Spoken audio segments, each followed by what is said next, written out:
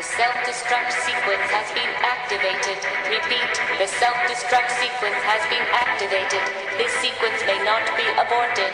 All employees proceed to the emergency car at the bottom platform. Okay, we lit it just like a fuse, so no need to pick and choose. Welcome to 2020, where we do more than interviews. The hottest be coming through, jumping knowledge on all of you. Get a pick of the front of you with the truth that they offer you. Yeah, hands up, we doing it for the culture. To give artists and businesses more exposure. Keeping it real and stay silent just like a boulder. It's about to go all the way down, can't get no lower. Chasing my dreams, know that they get no slower. But if I stay running, I promise they getting closer.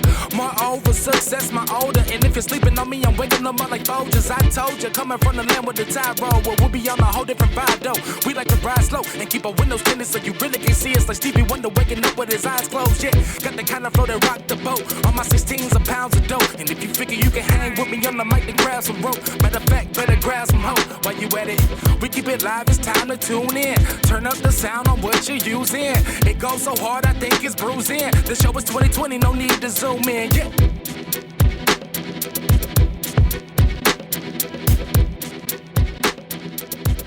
Hey, yo, what's up? It's your boy, Sirr, of the 2020 podcast, and I have a special segment that I'm starting today. Now, if you know anything about myself and my compatriot, DeAndre, we are humongous wrestling fans.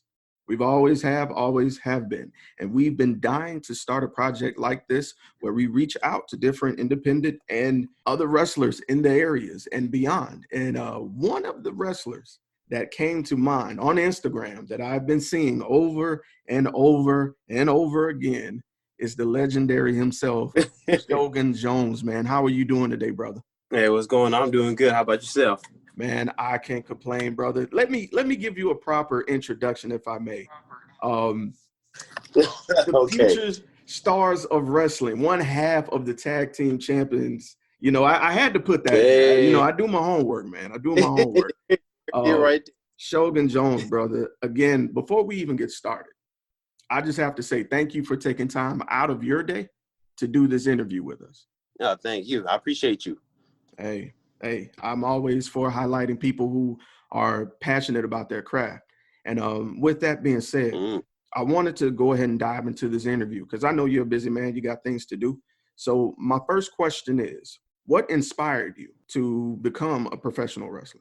The funny story about that is I used to do martial arts and I went into boxing. And my boxing coach was like my motivational speaker, you know, he's always like on me about anything. And one day he told me, he was like, no matter what you want to do in life, you got to go out there and get it. Doesn't matter what it is. And I told him, I'm like, to me, I was kind of embarrassed about it because, you know, fighters, when they think about professional wrestling, they're like, ugh, that fake shit, like, you know, whatever it is. But I was kind of embarrassed to say it, but I was like, I always wanted to be like a professional wrestler, you know, just out there.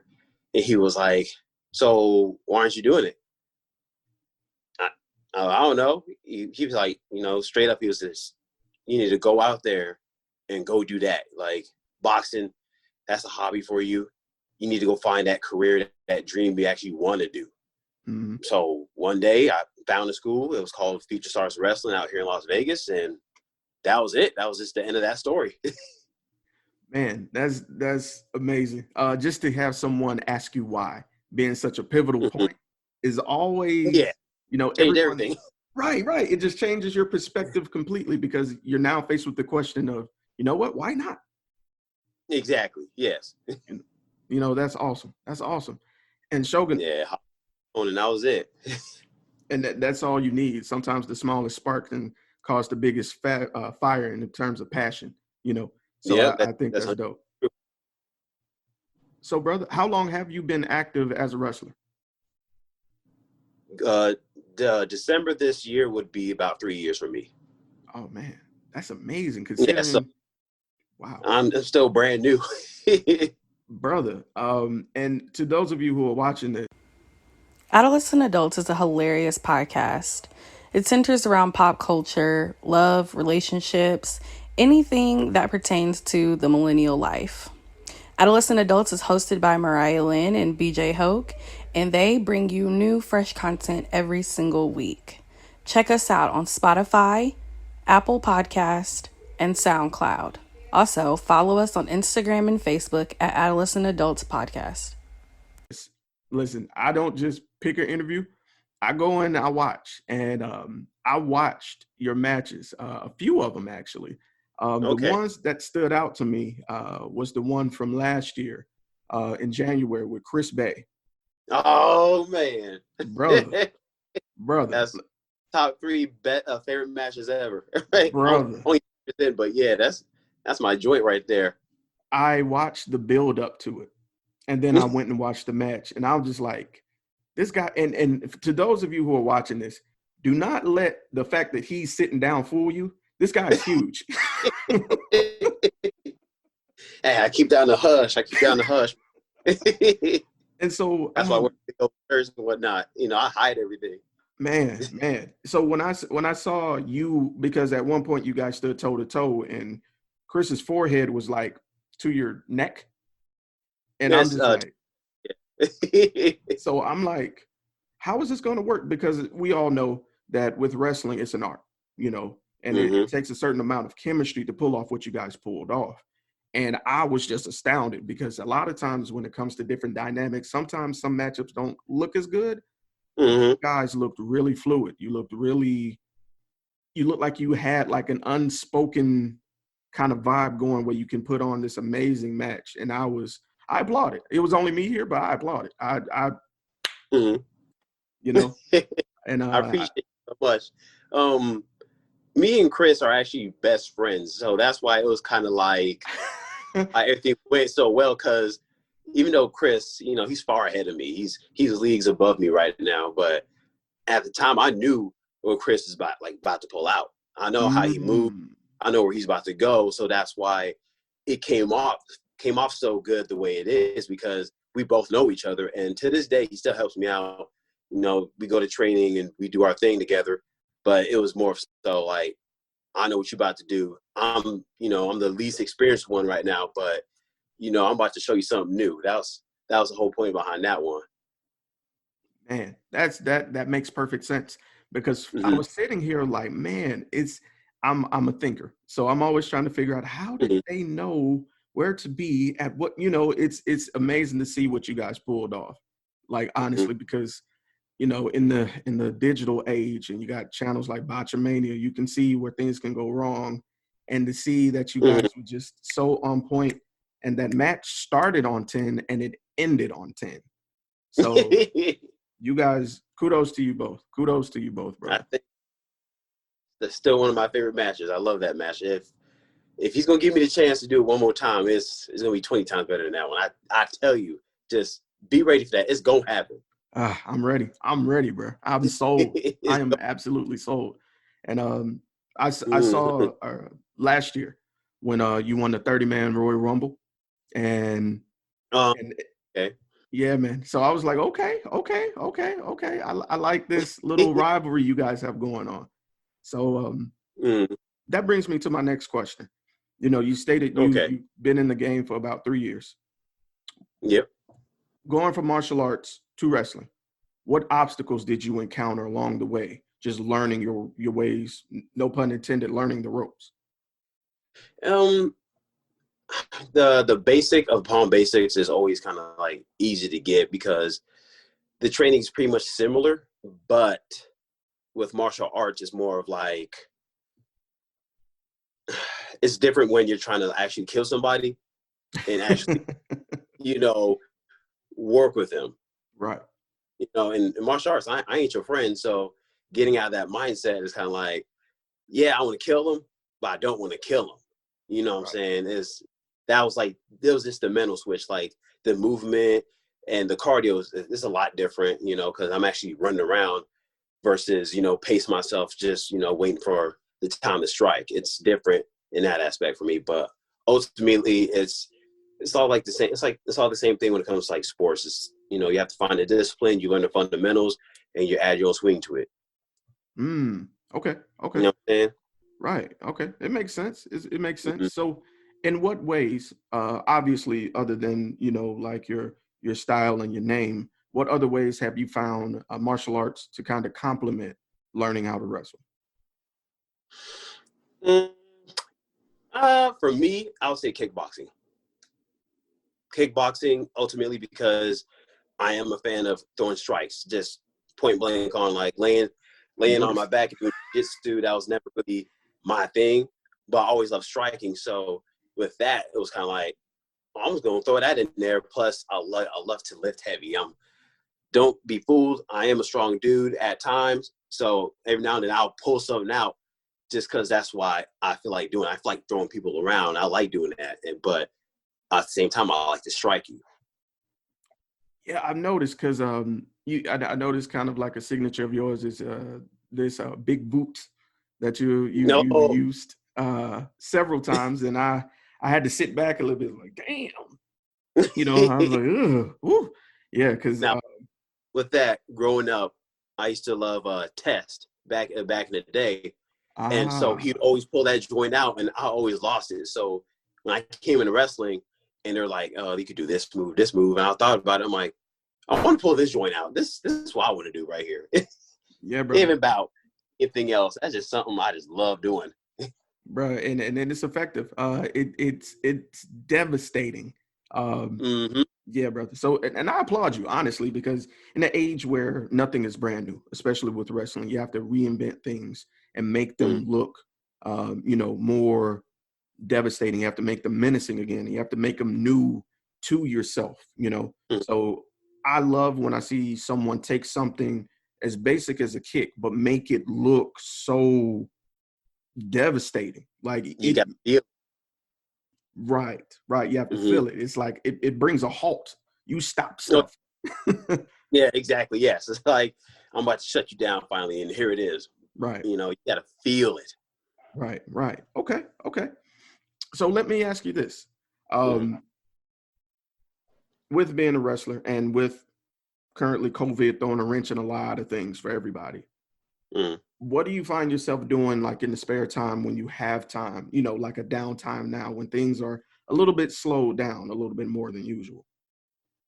I started working more upon my physique because for a while I wasn't liking the way I was looking, neither performing. Even though some of these matches came off good, I didn't exactly feel that good, if that makes sense. Okay. With everything that is slowing down, the gym is available. I get to train, as many times during the week now because now a lot of things are open. So I take advantage in watching tape, naming stuff down, taking stuff and trying to implement it for myself and see if I can work with it, and just getting my nutrition up, taking care of myself, because I'm in a sport. I can't sit there and act like, oh yeah, I can go out and eat nachos and drink beers with my homies all I want. That's not the move no more. Like, right. I'm finally doing what I want to do in life, so I'm taking it serious. Kobe Bryant, Mamba mentality.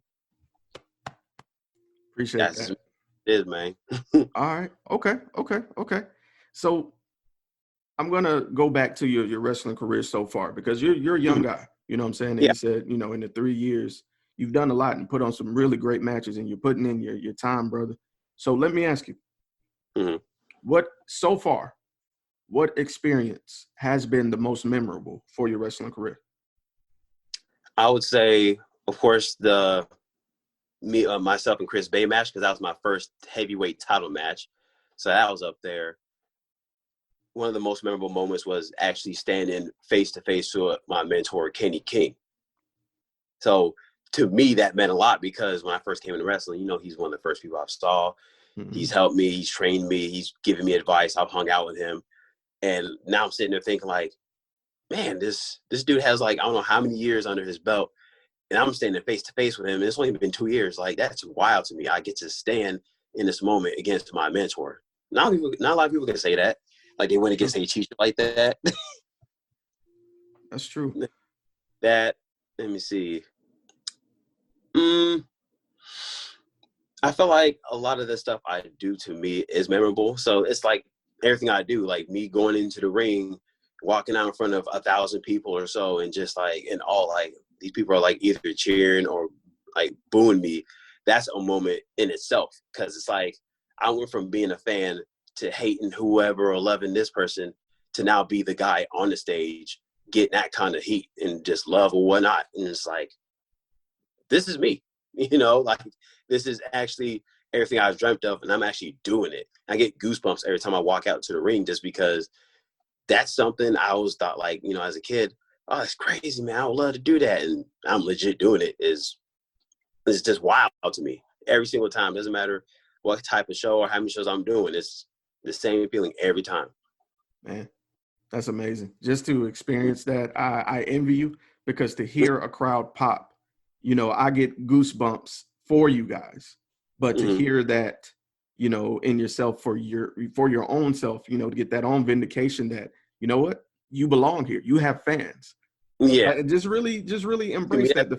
Oh, Right. You know, the fact that you have fans, that's interesting. Yeah, you taking pictures like little kids, and, you know, actually having people that actually follow you and want to wear like your merchandise and everything else and want to be just like you is just kind of like, that's crazy. It's like having kids. You know, I don't have any kids, but it's like you have little yous going around trying to be like you. And that's fun in itself, because when I was a kid, I was wanting to be like The Rock or like The Undertaker. Now it's reversed. And then it's like, this is what they feel. This is crazy. I like it. All right. Yeah, brother. You're making your impact, and keep going, because I can see you going further, brother. Real talk. So I'm aiming for the sky right now. Keep going, brother. You can definitely do it. So I'm glad we were talking about future a little bit, because that's my next question. So this is a little bit of the long-term questions. I'm a little bit infamous for this question. So where would you like to see yourself as far as a wrestler, as a person, period, in the next 1, 3, and then 10 years? Okay. I would say in the 1 year, hopefully I was going to get signed somewhere, you know, wherever, start hearing that kind of noise. But thank you to COVID, we slowed all that down. So it's like, all right, well, we're gonna see how that goes now. But for the 1 year, I picture myself getting signed somewhere. I think the third year, whatever company I'm at, I should be the heavyweight champion by then. That's what I'm saying. And the 10-year, in the 10-year, I picture myself being like a Randy Orton, as like a very experienced vet. That's where I see myself in the 10. Like, not his accolades or anything, or just like him, but to me, when I watch somebody like Randy Orton, he's just the ultimate vet right now. So that's where I want to be in 10 years. Doesn't matter where, just boom. You hear my name, you know you're about to get something.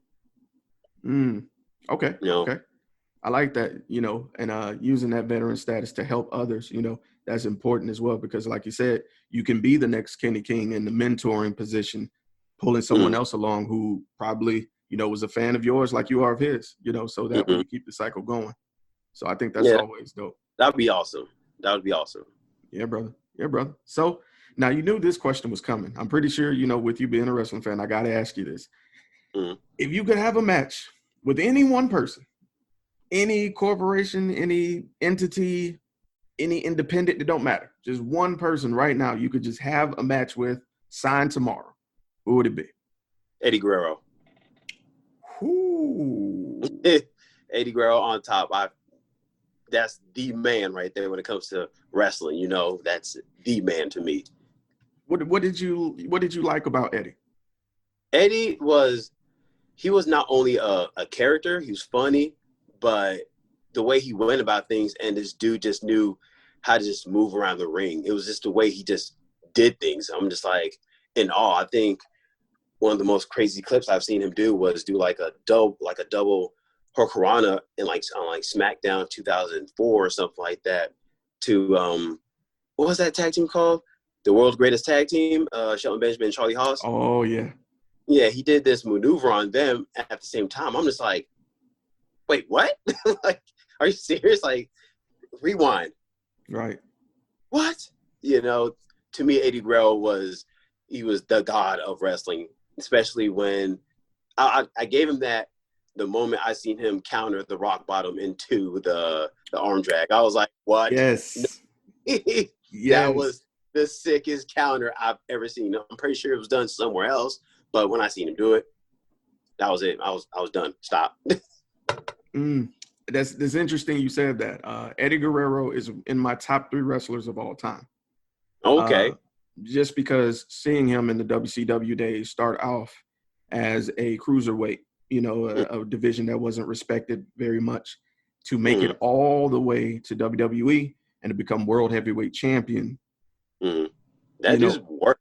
That's crazy, brother. That, in this current season where, of course, I'm in the midst of losing Chadwick, Boseman, and when Eddie passed, it struck me like Chad did. I was legit hurt, and so to hear that coming from someone of a younger generation, appreciate him like I did is really refreshing, brother. Yeah, you gotta do your research. Eddie Guerrero was the GOAT. Bruh, preach. No. So that's going to lead me to my final question here.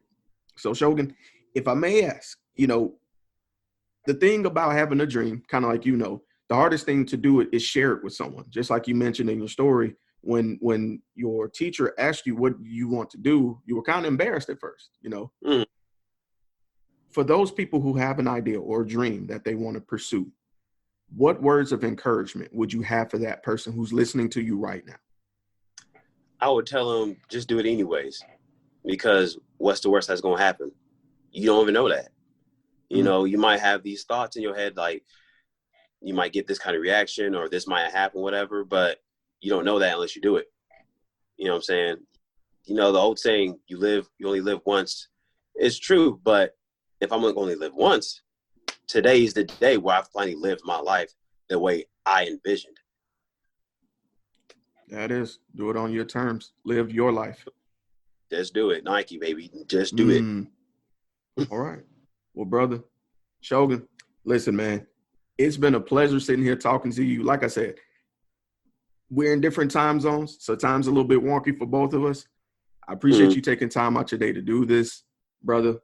I wish you all the success in the world. I look forward to watching more matches with you, especially when things pick up. Now, when you become world heavyweight champion now, and I hit you back up for another interview, I'm just going to I got you. I got you. Know what I'm saying? We got this first one out the way. I got you. All right, brother.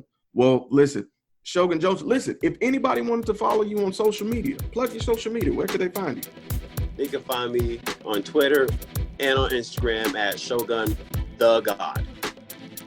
That is, plain and simple. And if you're watching this video, you've seen that little caption I made that popped up by his head somewhere.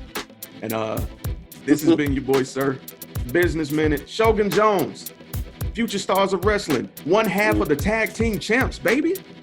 Give it to future me. World heavyweight champ. Give it to me. Give it to the man. Play with me, dog. And we are out. Peace. All right. Peace out.